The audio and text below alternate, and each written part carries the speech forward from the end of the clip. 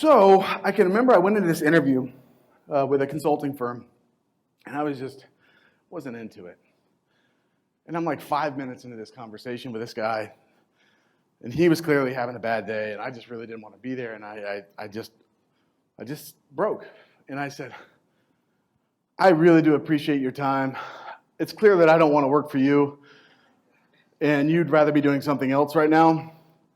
And I got up and left. And I went to my college coach, a guy named Carl Wallen, and I said, Coach, you've been saying something to me for a long time now. You said, you've got a skill, you've got a talent, you've got something. Go do something with this. He used to say this to me over and over and over and over again.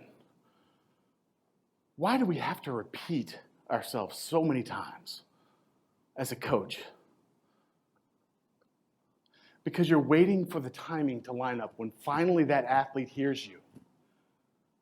That's what that moment was. I was literally sitting in an interview in my suit, trying to say, okay, here we go again. Oh, how many manholes are there in New York? That's actually one of their questions. How many airplanes are in the sky at one time? Whatever. And I literally just got up and said, this is it. I want to go on to the next level.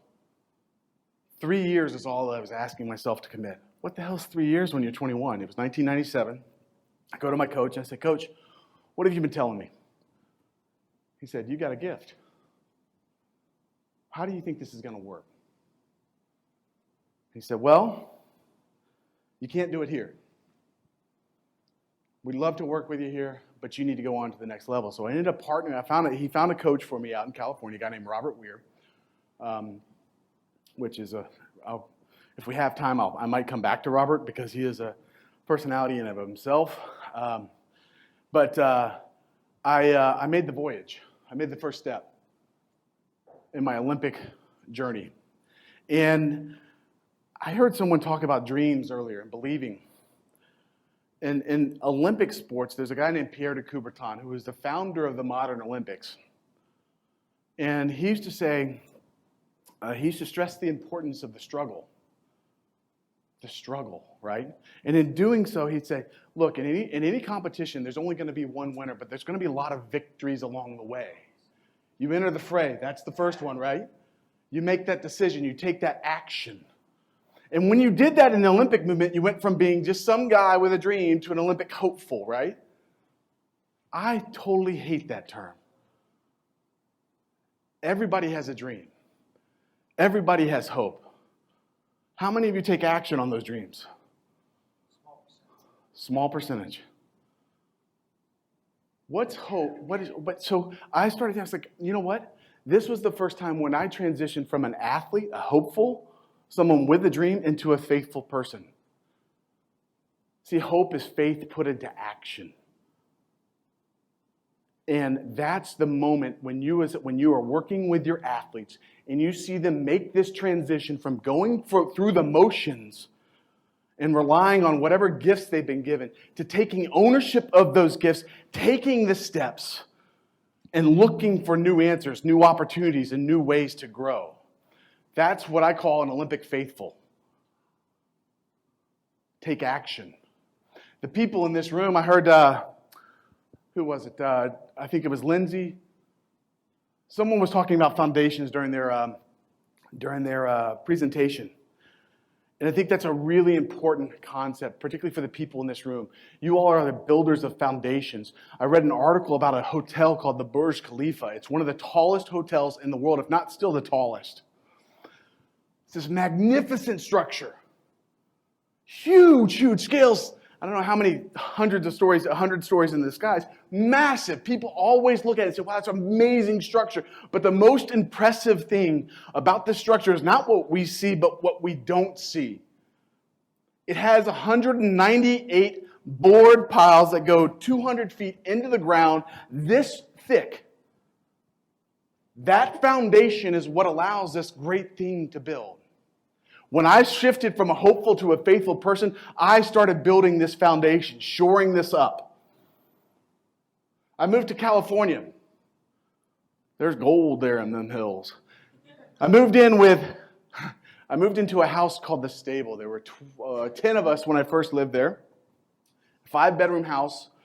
I moved into the closet underneath the stairs. I jokingly say this, I think I was a source of J.K. Rowling's inspiration for Harry Potter. But greatness can come and start in a lot of places, and it's not where you start, it's ultimately where you finish. I'm going to kind of jump around a little bit here. 3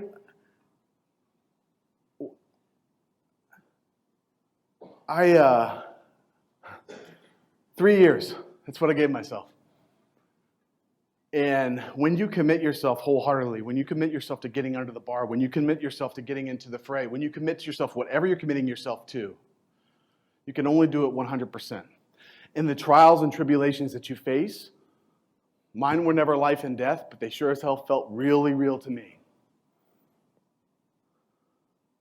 I hear the story of guys like Rudy and those guys, and I wish, I hope, I pray that if I were ever in their situation, I would have the courage to follow through in the ways that they had. Because I can tell you in my own life, which was full of self-made obstacles, I wasn't always up to the test. 99, I had committed, it was at the end of 1999, I was feeling good, I was improving, I was about number 8 in the world, which sounds great until you realize that 5 of the people ahead of you are in the United States, and they take the top 3 from the Olympic trials into the Olympic Games. And I was training one day on a warm-up, doing bench press, 365 pounds, should have been like, I could do this in my sleep. 5th rep, boom, blow my pec out. Didn't have insurance at the time. That's a bad mistake. But I was lucky because my network, there was a guy named Dr. Dillingham, and Dilly was the doctor for the 49ers at the time, and he saw me for free. And I go in there, and this is something that I have in common with Derek and with John, is that I've had doctors deliver brutal honesty. He says, Adam, he said, you need surgery. And that's the end of your throwing career. You can't come back from this.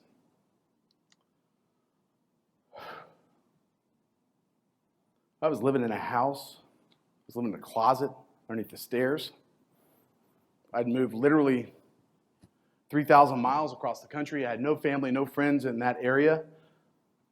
And you're telling me that it's over because I had a bad day at the gym. And he said, yeah. And I said, well, I don't have insurance, so I can't pay for a surgery right now. And he's like, yeah, it's okay.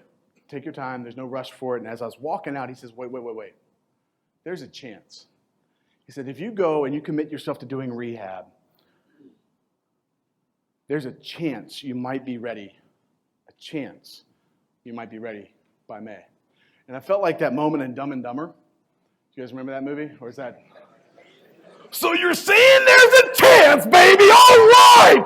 What is it? Where do I sign up? He hooked me up with a lady named Lisa Giannini, who had a physical therapy practice out in San Francisco. She was fantastic. I worked out with her, at first like 5 days a week, then 3 days a week for 6 hours every single day. By May, something happened, and I started able to actually throw again. Not with a 16-pound shot, but with an 8-pound shot.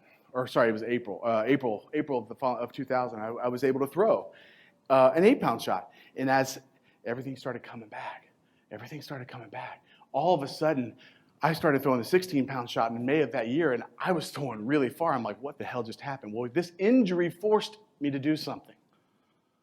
Remember what I said about my workouts?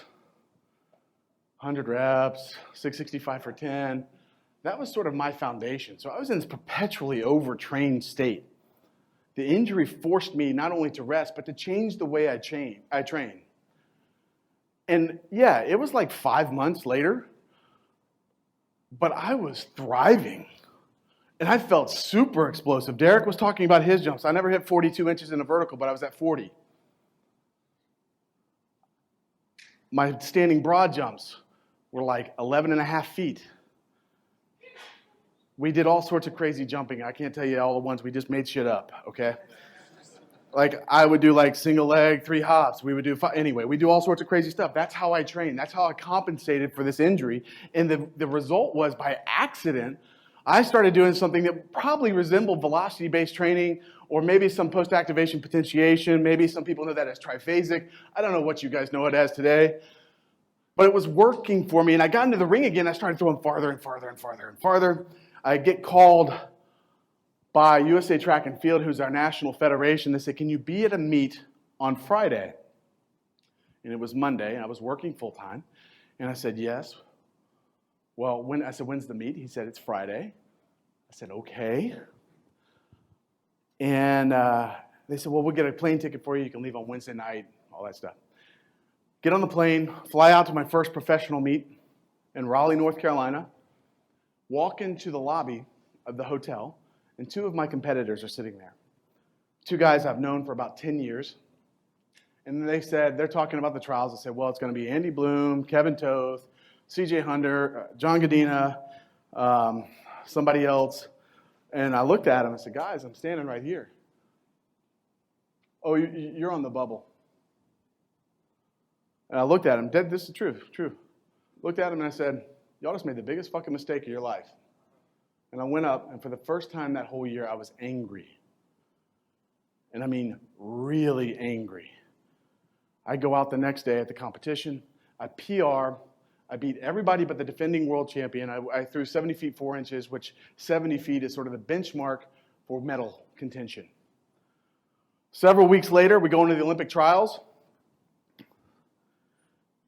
And I was no longer on the bubble. I was in contention.